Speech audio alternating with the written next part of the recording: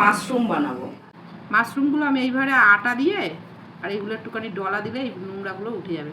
এই যে কালো কালোগুলো আছে এগুলো এই আটা দিয়ে পরিষ্কার করে নেব, তারপর গরম জলে ধুয়ে নেব ভালো করে। মাশরুমগুলো আমি পরিষ্কার করে দিয়েছি আটা দিয়ে। এবারে এটা 4 ফালা করে কেটে নেবো এরকমভাবে।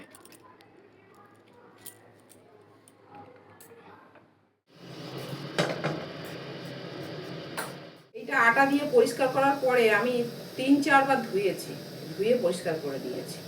এবার রান্না করব। সাদা তেল, রসুন কুচি, কাঁচা লঙ্কা কুচি, পেঁয়াজ কুচি, গাজর কাটা ছিল ওগুলো দিয়ে দেবো, ক্যাপসিকাম কুচি। এবার এগুলো দিয়ে দেবো।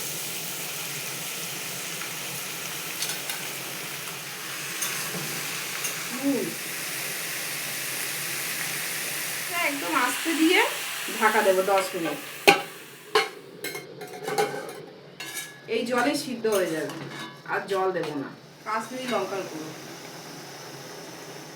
একদম একটুখানি হলুদ দেবো, এটা ধনে গুঁড়ো, জিরে গুঁড়ো, গোলমরিচ গুঁড়ো,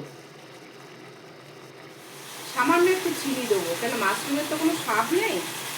সামান্য একটু চিনি, একদম তেল ছেড়ে দিয়েছে। মাশরুমটা আমি যেভাবে করেছি এইভাবে যদি করা যায়, রুটি, পরোটা, ভাত সবেতেই খুব ভালো লাগে। একবার করে খেলে সে আবার করবে। আমারটা হয়ে গেছে, তেল ছেড়ে দিয়েছে, আমার হয়ে গেছে। এই যে তেল ছেড়ে দিয়েছে, একদম কড়ার গায়ে যে তেল বেরোচ্ছে, বাস হয়ে গেছে। বন্ধ করে দেবো গ্যাস।